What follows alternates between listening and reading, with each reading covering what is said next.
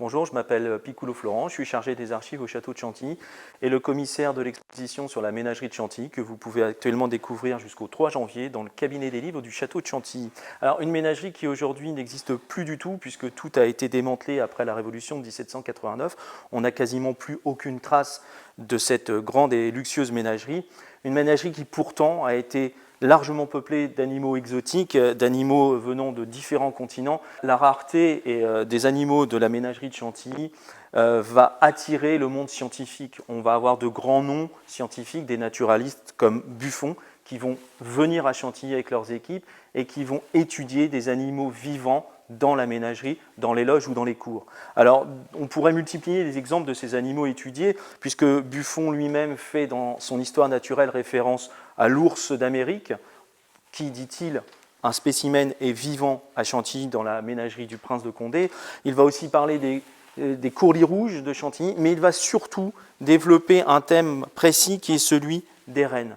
Alors c'est très intéressant puisque en 1774, le roi de Suède Gustave III vient à Chantilly, il passe un séjour formidable et en remerciement, il offre notamment des meubles, mais il envoie depuis la Laponie 3 rennes, un mâle et 2 femelles, qui sont eux-mêmes accompagnés, ces animaux, par 2 lapones et un lapon. Alors tout le monde arrive de Stockholm, via Le Havre, jusqu'à Chantilly, on loge les 2 lapones et le lapon dans un bâtiment de la ménagerie et on parque les animaux dans un enclos de cette même ménagerie. C'est très intéressant parce qu'à cette époque, même dans la ménagerie de Versailles, dans la ménagerie du roi, il n'y a pas de rennes vivants dans le royaume. Alors on vient les étudier, on regarde comment ils vivent, on regarde ce qu'ils mangent et puis très vite, on va s'apercevoir au bout de presque une année que les animaux dépérissent.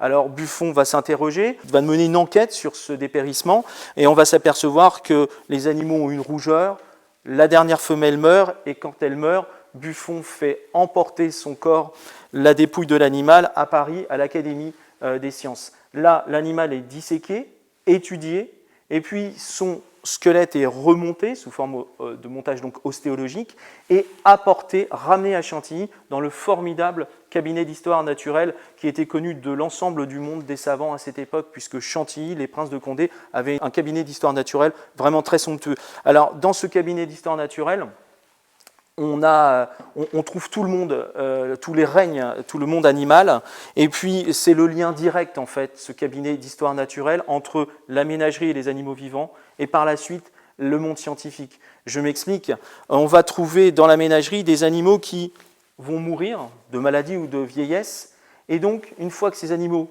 pour les plus rares ou qui ont un attrait scientifique, on va les naturaliser et on va venir les exposer dans ce cabinet d'histoire naturelle.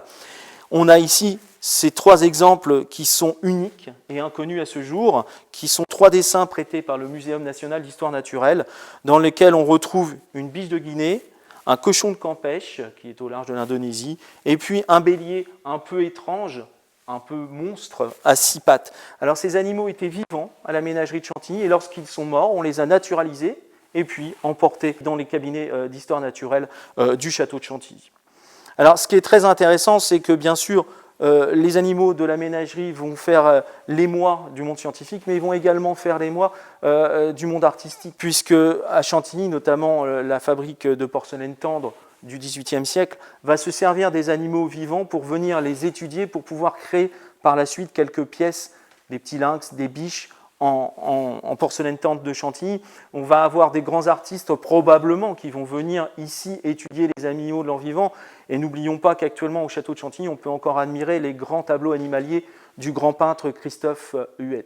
Alors, toute cette histoire de la ménagerie de Chantilly va perdurer pendant 100 ans. Et puis, bien évidemment, la Révolution de 1789 va mettre un coup d'arrêt à cette aventure zoologique.